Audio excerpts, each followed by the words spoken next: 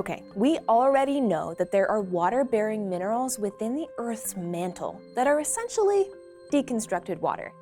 But this time, when we say that there are giant reservoirs of water hiding deep under the ocean, we mean fresh water as you and I would recognize it, that we could drink, like water, about 2,800 cubic kilometers of it.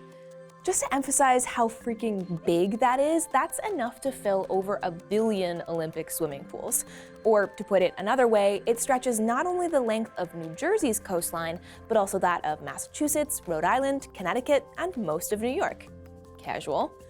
Oceanographic teams have known for a while that there are pockets of fresh water below the seafloor. They would run into them occasionally when drilling offshore for oil.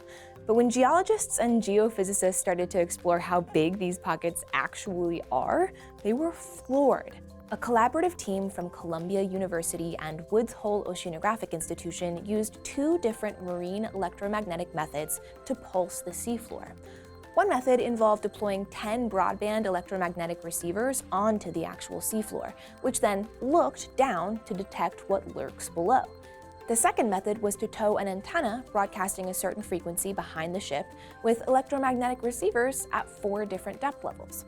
These techniques rely on the fact that salt water is a much better conductor of electromagnetic waves than fresh water is, allowing us to probe things that we can't see visually, like the composition of the Earth below the seafloor. Scientists believe the water's probably been there for a pretty long time.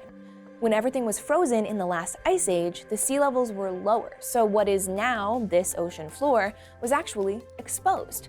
And when the glaciers melted, freshwater melt-off formed watersheds on the exposed ocean floor sediments, eventually getting trapped there in huge pockets as sea levels rose again. The water's origin story may mean that aquifers like this could provide us with clues about the glaciers and sea levels of the past. But the team also believes that these undersea aquifers are being supplied with new fresh water from subterranean systems.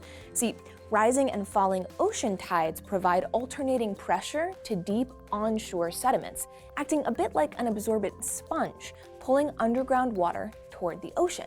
This means that the hydrologic systems under the land, many of which we already use, may be connected to undersea aquifers in ways we didn't previously know about. Researchers hope that the discovery means this particular aquifer is not the only one of its kind, and that they can use similar methods to find more. And at this point, you may be wondering, can we actually use this water? The UN estimates that there will be 9.7 billion people on Earth by 2050, and several countries, like India, are already suffering major water shortages. As early as 2025, about half of the world's population may lack as much fresh water as they need, and maybe these newly discovered undersea aquifers could provide us with an unexpected solution. But if we ever wanted to use this water for drinking, we would have to desalinate it, as it does get a little salty, especially the farther out into the aquifer you go. It is much less salty than ocean water though, making it less expensive and difficult to desalinate, and potentially giving us some hope when staring down an impending water crisis. There's cause for pause also though, because new simulations have shown that because of the connection between onshore hydrologic systems and undersea aquifers, pulling water from under the ocean may then pull more water from under the land and could cause the ground to literally sink. So before we can think of these surprisingly massive aquifers as usable resources, a lot of thought and probably a lot of computer modeling is going to need to be put into how we could access them, and if we do, what the effects will be. Are there other deep Earth projects that you want us to cover? Let us know in the comments. And for more exciting discoveries, make sure you tune into Shark Week to dive into a whole week of shark content starting July 28th on Discovery. As always, thanks for watching, and we'll see you next time.